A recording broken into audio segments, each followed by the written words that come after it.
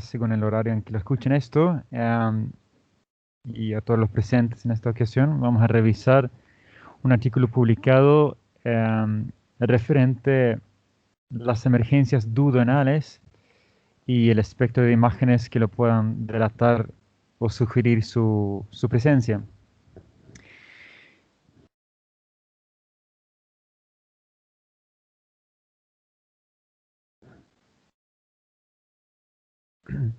Está basado en una presentación publicada en línea, disponible en la sección de presentaciones de Radiographics por la Sociedad Norteamericana de Radiología.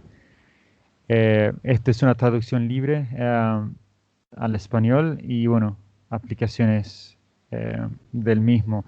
Tanto la presentación como el artículo están disponibles en línea y recomiendo su revisión, ya que el contenido es más amplio y, bueno, esto va a ser un breve repaso. Estos son los autores provenientes del Departamento de Radiología de Emergencia del Hospital Brigham and Women's Hospital en Boston, Massachusetts, Estados Unidos. Las metas y objetivos de esta presentación serán revisar la anatomía del duodeno brevemente, con énfasis sobre sus relaciones con estructuras adyacentes, ¿no? Vamos a describir el rol de varias modalidades de imágenes en el diagnóstico y en el asesoramiento de emergencias duodenales, incluyendo la seriada gastroduodenal, pero sobre todo la tomografía computada multidetector, incluyendo la de energía dual de la misma. Vamos a también discutir un poco lo que son las emergencias duodenales en una manera sistemática basada en la causa y revisar algunos ejemplos de casos de cada uno. Este es un breve repaso donde nos acordamos que el duodeno es una estructura tubular, el primer segmento del intestino delgado que parte del píloro hasta el ligamento de Treitz, que es una estructura llamada como tal, pero es una estructura fibromuscular que sostiene el duodeno y se divide entonces en 4 segmentos en la forma de C. El aporte sanguíneo también tiene que ver con los diferentes segmentos, por lo cual, bueno, esto es importante para después. Esta es anatomía funcional más que descriptiva, donde vemos que primeramente tenemos el estómago o ventrículo, después lo que sería el primer segmento horizontal, después la inflexión duodenal superior, donde acá la inferior demarca el segundo segmento del primero y del tercero respectivamente. Tenemos la aorta, el cuarto segmento que viene en ascenso y luego entre medio de los dos mencionados el tercer segmento. Tenemos la arteria mesentérica superior, importante para algunas patologías que vamos a mencionar, lo que es el tronco celíaco, la arteria gastroduodenal y de donde parte la arteria pancreático duodenal superior. ¿Sí? O sea, entonces, repasando, sería la arteria pancreático duodenal superior, ahora lo vamos a ver de forma esquemática, irriga la parte superior proveniente de la arteria gastroduodenal proveniente del tronco celíaco. ¿Sí? Entonces, donde también tenemos que la arteria mesentérica superior da una rama llamada la arteria pancreático duodenal inferior que irriga los segmentos inferiores. Entonces, repasando la anatomía un poco más a profundidad. El duodeno es la porción más pequeña y más ancha en forma de C, como mencionamos, del intestino delgado. Mide unos 25 a 40 centímetros aproximadamente. Habíamos mencionado que empieza en el bulbo duodenal, bueno, digamos, a partir del primer segmento del intestino delgado, después del píloro, y termina en el ligamento de Treitz, que ya hemos mencionado y descrito. Se divide entonces en 4 segmentos, lo hemos repasado. El primer segmento del duodeno es intraperitoneal, pero los otros 3 pasan a ser segmentos retroperitoneales. Importante. Acá tenemos algunas relaciones visualizadas en tomografía, lo que sería la vesícula biliar, el primer segmento que pasa cerca a la vesícula misma, lo que sería el colédoco, o como llaman los ingleses, el common bile duct. Acá sería la vena portal y la vena cava inferior. Relaciones importantes para el primer segmento del duodeno. que se extiende entonces desde el bulbo hasta la inflexión superior. Vesícula biliar e hígado está anterior, posterior está el colédoco, la vena portal o la vena porta y la vena cava inferior, así como lo hemos repasado en esta imagen. Superior, que no se visualiza acá, pero bueno, sería el foramen del epiplón, o bueno, el foramen del epiplón. El repaso sigue con la parte inferior, donde la cabeza del páncreas es nuestro referente. Y después tenemos la parte del segundo segmento del duodeno, que se extiende desde, ya habíamos visto, la inflexión duodenal superior hasta la inflexión duodenal inferior. ¿Sí? Si mantienen en mente esto, lo que habíamos visto, acá la inflexión superior, inferior. Entonces, el conducto pancreático principal, el virsum, y el colédoco entran juntos por la ampolla de váter, donde superior tenemos al segundo segmento, hígado, vesícula biliar, medial, la cabeza del páncreas, estrecha relación ahí, y lo que es posterior sería el riñón derecho, ya que estamos hablando ya de un segmento retroperitoneal, el segundo, acuérdense, segundo, tercero, cuarto, retroperitoneales. También uréter, la glándula adrenal o suprarrenal y la vértebra L3. A ese nivel estamos hablando ya. Después, el tercer segmento del duodeno se extiende desde la inflexión duodenal inferior, que sería esta referencia acá. Entonces, el tercer segmento del duodeno se extiende desde la inflexión duodenal inferior, no visualizado acá, pero lo hemos repasado, cruza la vértebra L3, donde anterior tenemos la arteria y la vena mesentéricas superiores. Esto aquí es anterior, acá tenemos el tercer segmento, acá tenemos la aorta, la vena cava inferior. Entonces, todo este es el tercer segmento del duodeno y las relaciones que ya hemos mencionado. Y esto acá sí se visualiza el cuerpo vertebral en su aspecto anterior, en su cara anterior, el L3. Acá en esta imagen tomográfica cortexal también vemos un corte del cuarto segmento del duodeno que pasa por la izquierda de la aorta. Acá está el segmento en sí, hasta la inflexión duodeno-yeyunal, ya empieza lo que es yeyuno, y después ilion, etc. Entonces, acá está donde termina el duodeno como tal. Habíamos mencionado algo del aporte sanguíneo. Me gustaría repasar esto solamente para que lo tengamos en mente. Teníamos que había una arteria pancreático duodenal superior y una inferior, una que procede de la arteria gastroduodenal, que es parte del tronco celíaco, y la inferior que viene de la arteria mesentérica superior. Entonces, repasando una vez más, el duodeno tiene un aporte sanguíneo doble. El primer y segundo segmento, ahora aplicando los segmentos, las dos arterias mencionadas, del duodeno obtienen aporte de las ramas pancreático-duodenales de la arteria gastroduodenal, que es la rama de la arteria hepática común que origina del tronco celíaco. ¿Sí? Ya estamos ubicados. El tercer y cuarto segmentos del duodeno obtienen aporte por las ramas pancreático-duodenales de la arteria mesentérica superior. El drenaje venoso eventualmente drena el aporte sanguíneo en la vena porta por la vena esplénica y por la vena mesentérica superior, que es la que habíamos visto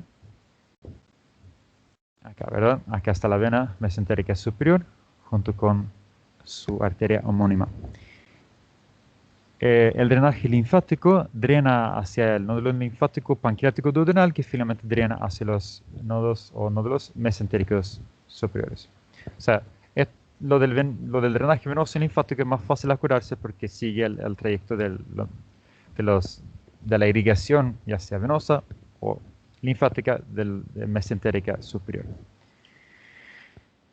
Entonces, ¿dónde entramos nosotros? ¿Cómo nosotros podemos ayudar a los clínicos, tratantes o los médicos emergentólogos que están trabajando en la sala de guardia de emergencias?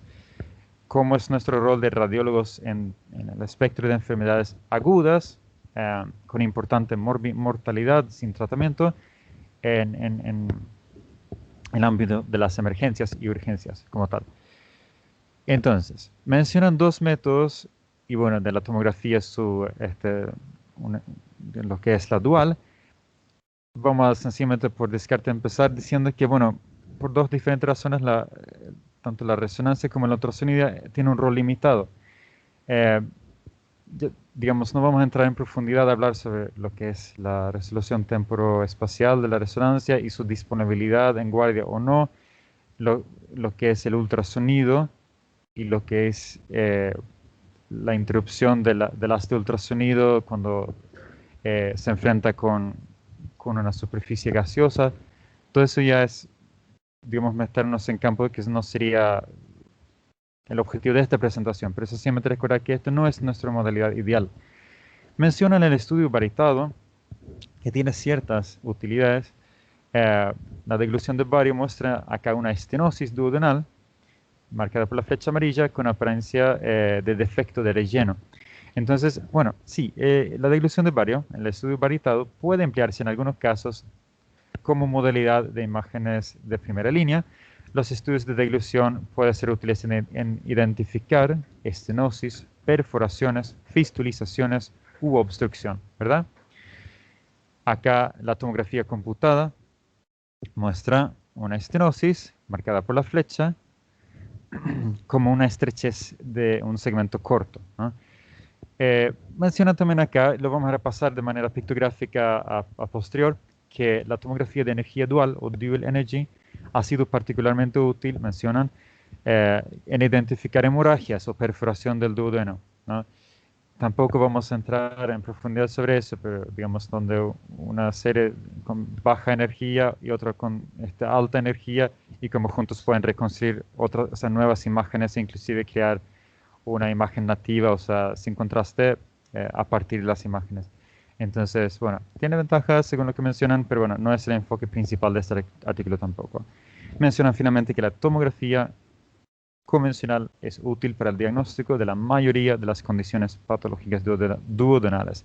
De donde no quisiera que nos mareemos con todo esto y no quede este concepto, porque esto capaz podría haberlo marcado, no sé, en rojo o amarillo o lo que fuera, pero lo hago de manera verbal. Esto es lo que tenemos que pensar y acurarnos. La tomografía convencional es lo que más sensibilidad y especificidad nos va a dar para esto.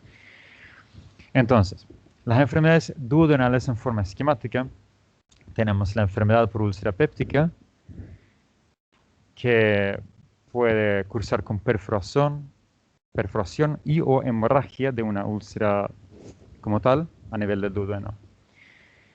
Hay causas infecciosas, mayormente el Helicobacter pylori, inflamatorias también, duodenitis puede ser causado mismo por el Helicobacter pylori, también puede haber abscesos de este segmento del intestino. Bueno, trauma es poco común, pero puede darse una transección duodenal o inclusive una ruptura duodenal. Vamos a hablar brevemente de eso, aunque no es lo más frecuente, digamos, dada su ubicación.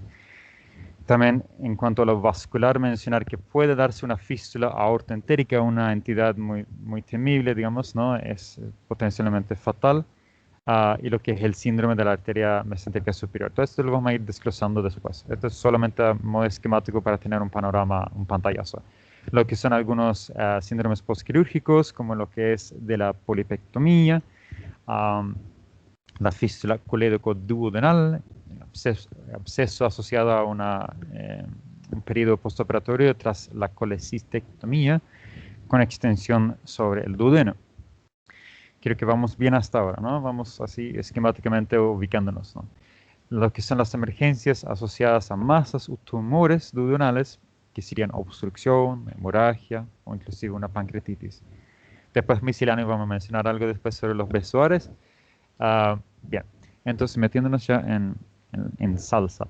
Lo que es enfermedad por úlcera péptica, úlceras duodenales, las que no son complicadas pueden diagnosticarse por fluoroscopía y se pueden identificar, no tiene imágenes acá representativas, pero sería como un bolsillo de contraste varitado que llena un cráter. Una úlcera perforada puede ser fácilmente diagnosticada por la presencia de un neumoperitoneo en radiografías simples, mientras que las imágenes tomográficas pueden mostrar interrupción de la mucosa. Entonces, la hemorragia se puede identificar por la presencia de material de alta atenuación, o sea, material hiperdenso, en el duodeno o alrededor del mismo, con extravasación activa del medio de contraste, ¿no? Entonces acá tenemos la úlcera duodenal perforada. Estas dos imágenes, A y B, muestra de una mujer de 81 años de edad, aire libre, que sería acá, estas burbujas acá. Esto es aire libre y extravasación del medio de contraste oral, que esto sería acá, un área difuso más o menos limitado, pero es hiperdenso y es correspondiente a densidad del medio de contraste. Está en un lugar donde no debería estar, o sea, está fuera de la topografía del duodeno, y eso nos está hablando acá de que hay aire libre, hay extravasación del medio de contraste, son signos indirectos que nos orientan hacia una posible complicación de una úlcera péptica a nivel del duodeno. Entonces, acá tenemos imágenes en energía dual. Todo esto es a nivel del segundo segmento del duodeno, ¿no? El material del contraste extralumínico, que está señalizado por la flecha verde acá, y también aquí visualiza mejor lo que es la extravasación, porque acentúan el contraste, o sea, es más intenso el contraste entre el contraste endovenoso y lo demás en las imágenes de energía dual. Entonces es donde acentúo y facilito la visualización del material de contraste extravasado. Bueno, entonces la enfermedad por úlcera péptica y úlceras duodenales. Acá tenemos la hemorragia de una úlcera duodenal, donde tenemos las primeras dos imágenes de una mujer de 38 años de edad que muestra el sonrojeo o el blush de contraste en la imagen de fase arterial, que sería la flecha amarilla en A, que aumenta en la imagen de fase venosa portal, que sería la flecha roja, o sea, el tamaño es mayor aquí, dado el tiempo de evolución tras la aplicación del contraste. Y acá, bueno, la flecha negra muestra lo mismo en imágenes por energía dual. La flecha negra en C y D se ve, digamos, orientando hacia el diagnóstico de hemorragia en el duodeno. Y la causa más probable de una hemorragia, grabemos esto, una hemorragia a nivel del duodeno, no pensemos en una cosa rara, pensemos en una úlcera duodenal en primera instancia. Lo que sigue la misma entidad, acá tenemos una úlcera no complicada sobre el bulbo duodenal, o sea, bien al principio, donde tenemos imágenes tomográficas de un hombre de 63 años de edad con dolor epigástrico, epigastralgia, que muestra una rarefacción aquí y una pequeña cantidad de líquido libre que se extiende alrededor del bulbo duodenal, con adelgazamiento y sobresaliencia de la pared del duodeno proximal. Aquí. Entonces, la imagen, sí, estas dos imágenes. Lo que es la imagen endoscópica muestra una úlcera en el bulbo duodenal. Esto vamos a repasar después, que bueno, el método de elección para confirmar la presencia es una endoscopia. Después pasamos a lo que son condiciones inflamatorias e infecciosas. Las condiciones inflamatorias pueden manifestarse con engrosamiento de la pared duodenal, con rarefacción adyacente. Y bueno, las infecciones como engrosamiento de la pared y rarefacción alrededor. También puede visualizarse una infección o como tal, como colección y un absceso. Acá tenemos una úlcera duodenal perforada complicada con absceso, donde tenemos en la primera imagen un corte axial tomográfico de una mujer de 58 años de edad que muestra una úlcera duodenal complicada por una colección de contenido gaseoso, señalizada por la flecha amarilla. Lo que es la imagen fluoroscópica con sonda de doble J o de pigtail colocada en la colección muestra una fístula y llenado rápido el segundo segmento del duodeno. Aquí. Entonces, el catéter doble J, guiado por radiología intervencionista, fue colocado para drenar el absceso, el cual gradualmente resolvió. Aquí. Acá donde entra también la parte de intervencionismo. Entonces, acá tenemos la entidad de estrechez duodenal inflamatoria, donde tenemos imágenes por tomografía en un hombre de 66 años de edad que muestra una estrechez abrupta de un segmento corto del segundo segmento del duodeno, con dilatación masiva del estómago a nivel proximal. Entonces vemos acá la dilatación del estómago como un signo indirecto de que tenemos una obstrucción distal, y acá tenemos la estrechez como tal.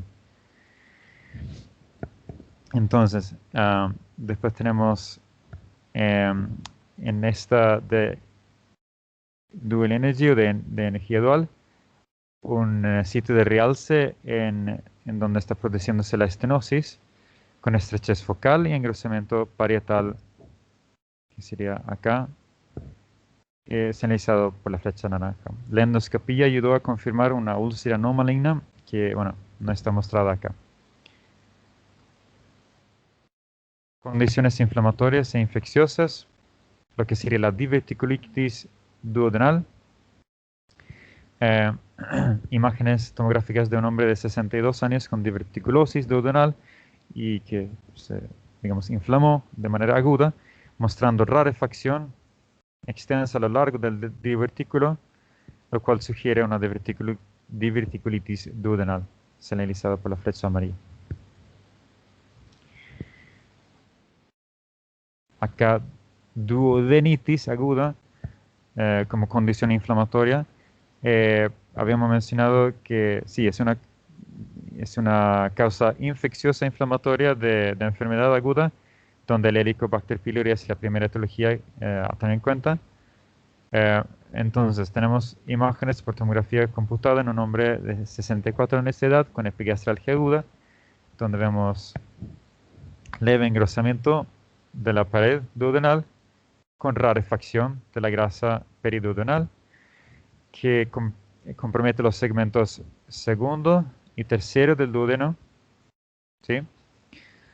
Y con mínimo líquido libre adyacente, que sería señalizado por la flecha amarilla acá. Esto es lo que es el líquido libre acá, ¿sí? Entonces, engrosamiento parietal, segundo, tercer segmento, rarefacción y líquido libre, que son signos ya, o sea, de inflamación intestinal, digamos, aplicables a otros segmentos también, ¿no? Entonces, los hallazgos en este caso fueron consistentes con duodenitis y al paciente se le administró medicación antiácida, luego de lo cual los síntomas mejoraron. Trauma. El tercer segmento del duodeno es el que con mayor tendencia sufre daño traumático debido a su ubicación prevertebral. La transección duodenal se asocia con una mayor morbilidad y hay una interrupción de la continuidad del duodeno. La ruptura duodenal manifiesta con interrupción de la continuidad del duodeno y muestra aire extraluminal. Entonces, acá tenemos un caso de un hombre de 45 años de edad y imágenes tomográficas que muestra lo siguiente, ¿no? Él tenía como antecedente importante haber caído de altura, o sea, una altura de importancia que no relata cuánto, pero fue un traumatismo de alta energía, donde se muestra engrosamiento de la pared duodenal con focos de aire extraluminal alrededor del duodeno, que está señalizado por las flechas rojas. Acá vemos el aledaño al duodeno, aire extraluminal. Entonces eso es un signo indirecto de perforación del duodeno. Entonces es sugestivo de ruptura. También tomen nota de la hemorragia retroperitoneal, que sería señalizada acá por la flecha naranja. Todo este líquido libre acá aledaño al duodeno en el espacio retroperitoneal, recordando sí que el tercer segmento, así como el segundo y el cuarto, son estructuras retroperitoneales. Entonces, trauma, acá tenemos una transección duodenal en un hombre de 19 años, cortes tomográficos. Él había sufrido un accidente por colisión en vehículo motorizado que muestra falta de continuidad en el duodeno, que sería señalizado por las flechas amarillas en A y B. Acá el duodeno está interrumpido, ¿no? Sí. ¿Sí? Tenemos un corte abrupto acá y estructuras irregulares, donde también tenemos laceración hepática que está señalizada acá por la flecha roja. Y tenemos también hemoperitoneo, que sería la flecha verde acá en la imagen D, ¿verdad? Todo esto es presencia de sangre. También un signo indirecto. Bueno, lo que es la patología vascular sería a mencionar lo siguiente, que el tercer segmento duodenal conlleva mayor tendencia a complicaciones vasculares, como el síndrome de la arteria mesentérica superior y lo que son las fístulas aortoentéricas, debido a su proximidad cercana a la aorta. La fístula aortoentérica manifiesta con rarefacción extensa a lo largo de la aorta, con contraste en el duodeno. Entonces, acá tenemos imágenes tomográficas en una mujer de 61 años de edad con dolor en el miembro inferior izquierdo, que muestra una fístula aortoentérica con comunicación entre la aorta y el duodeno. Entonces, a ver, vamos a ver. Okay. Note la pequeña cantidad de contraste en el duodeno, que sería la flecha amarilla acá en A y en C. Es como vemos acá en este corte axial y acá en este corte coronal un foco ¿cómo se llama? Un foco de contraste endovenoso diferente a cuando hay inflamación o hiperemia, donde tenemos una distribución difusa de aumento de contraste a nivel del pared del intestino o del duodeno. Acá es focal y al seguir el trayecto entonces se encuentra que hay una fístula. Entonces hay rarefacción extensa, como se mencionó, alrededor de la aorta, que sería acá la flecha roja en B. Entonces son signos indirectos que tener en cuenta acá. La visualización de materia de contraste endovenoso, de manera focal en el duodeno, y lo que sería la rarefacción periaórtica aquí. Entonces, acá tenemos una hemorragia duodenal secundaria, ruptura aneurismática de la arteria pancreático-duodenal inferior. Entonces, las imágenes por colangiopancreatografía, o sea, por resonancia, en un hombre de 65 años de edad muestran una colección, bueno, sería acá hipointensa, periduodenal en T1, señalizada por la flecha amarilla en A y en B, acá toda esta colección, donde la correlación en la imagen tomográfica muestra una colección hiperdensa periduodenal, acá, con un aneurisma de 7 milímetros en la angio-TC, que está señalizado acá por la flecha roja. Lo que es la angiografía muestra una aneurisma de la arteria pancreático-duodenal inferior, señalizada por la flecha verde en imágenes E y F. Y bueno, se aplicaron coils metálicos como tratamiento de esta entidad. Acá tenemos el síndrome de la arteria mesentérica superior. Estas son imágenes en corte sagital y axial, respectivamente, tomográficos de un estudio contrastado del abdomen en un hombre de 37 años de edad que muestra un ángulo aortomesentérico, aquí, de 12 grados, de donde lo normal, de una fuente externa, menciono que, bueno, sería de 40 a 50 grados, donde es positivo entre 6 y 16 grados. ¿Qué sucede? Esto puede comprimir el duodeno, entonces, entre otras cosas, ¿no? La distancia aortomesentérica es de 4 milímetros, que sería señalizado acá por la flecha amarilla. Entonces el ángulo y la distancia están disminuidos y eso orienta hacia el síndrome de la arteria mesentérica superior. Acá tenemos lo que es la embolización y complicación de varices duodenales.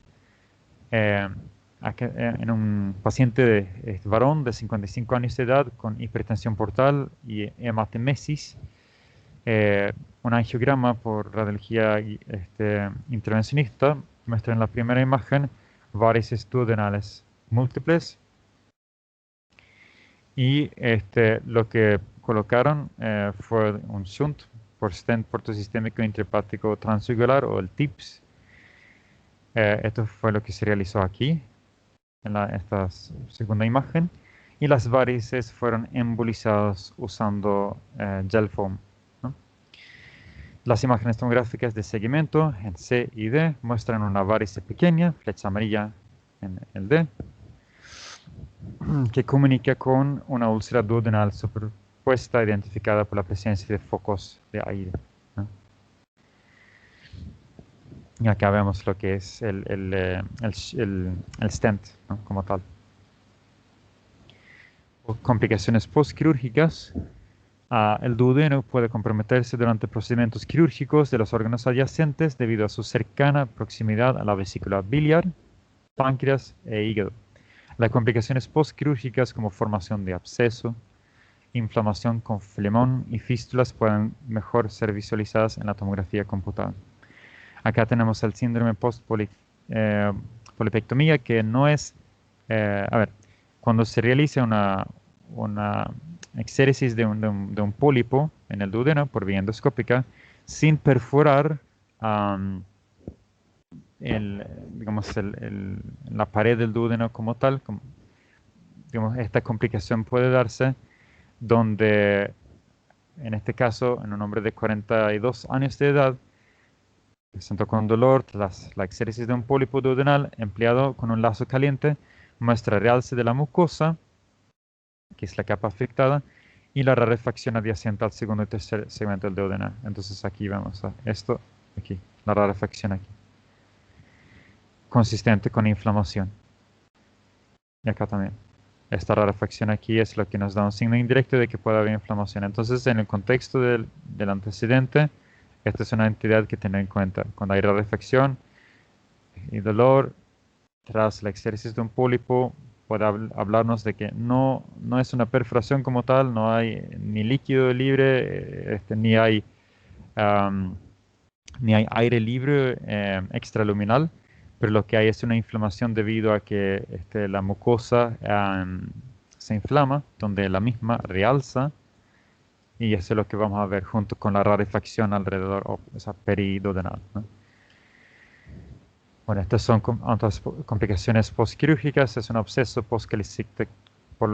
postcolecistectomía con una comunicación duodenal.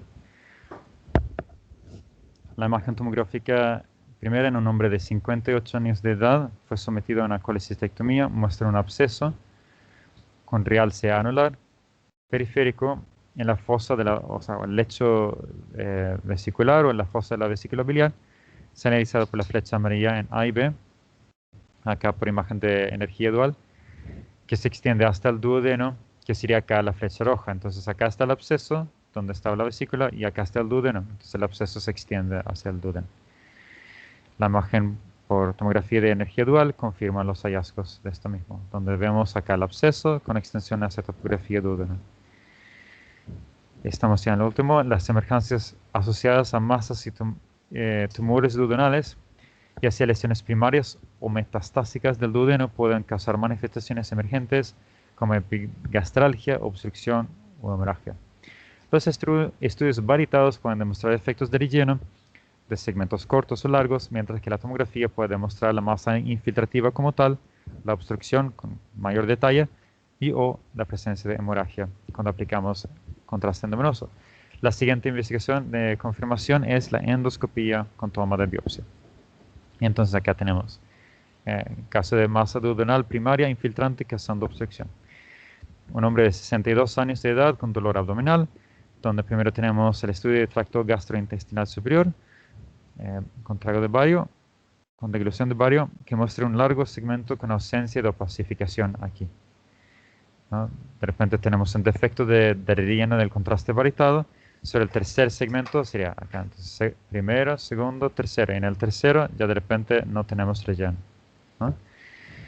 Entonces, después la imagen tomográfica obtenida tras la administración de material de contraste oral muestra una masa infiltrativa y que envuelve al tercer segmento del duodeno, ¿verdad? Y esto fue sometido a biopsia quirúrgica, no endoscópica, obviamente, ¿no? Por la extensión de la lesión. Los hallazgos fueron consistentes con adenocarcinoma del duodeno, o sea que el duodeno fue el punto de partida y esta lesión es la que está infiltrando, o sea, comprometiendo todo lo que es el tercer segmento. Bueno, entonces acá tenemos lo que son imágenes por entidades metastásicas, secundarismo, y bueno, con la variante de que está sangrando.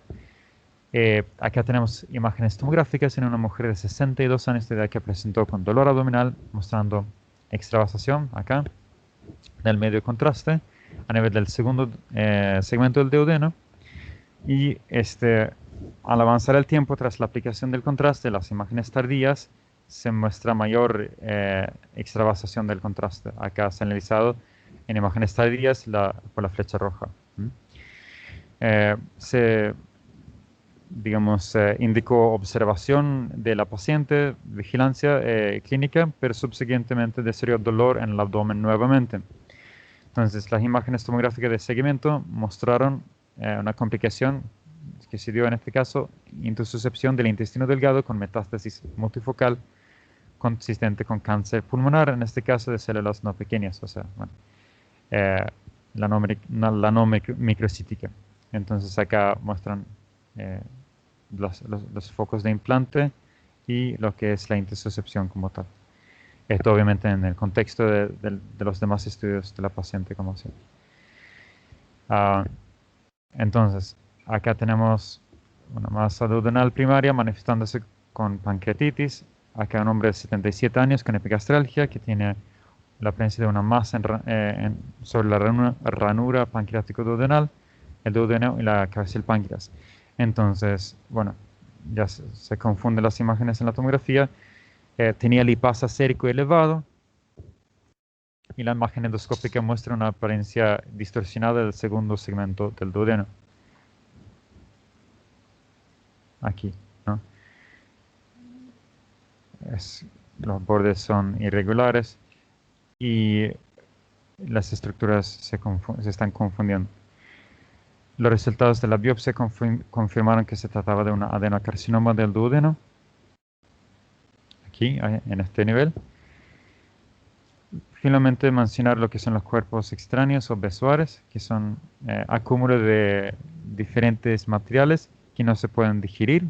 Esto sucede en el reino animal muchas veces, pero bueno, en algunos casos, como es el caso de la tricofagia, dentro de lo que es la psiquiatría se describe como tal, y bueno, el hallazgo de pelo, de una gran cantidad de una bola de pelo o cabello dentro de la luz del intestino. Acá tenemos un caso de tal, lo que son imágenes tomográficas de una mujer de 33 años de edad con dolor abdominal, mostró un objeto de baja densidad en el duodeno y en el estómago, causando dilatación masiva, señalizado acá por la flecha amarilla. Esto es la dilatación y acá está el objeto. Entonces, lo que es la imagen endoscópica muestra acá un besoar de cabello, y la fotografía postquirúrgica muestra un gran besoar acá, que tiene como inclusive la impronta del estómago de la primera porción del duodeno. Entonces, concluyendo este breve repaso. La ubicación particular del duodeno, con tantos segmentos intraperitoneales, primer segmento, como retroperitoneales, segundo, tercero, cuarto, y sus relaciones con estructuras adyacentes, las que ya mencionamos, vasculares, órganos sólidos y los demás, resulta en su compromiso en una multitud de procesos primarios y secundarios, todo hablando en el contexto agudo. Conocer las entidades y los hallazgos radiológicos de condiciones patológicas emergentes es importante para un diagnóstico diferencial preciso y manejo oportuno del paciente.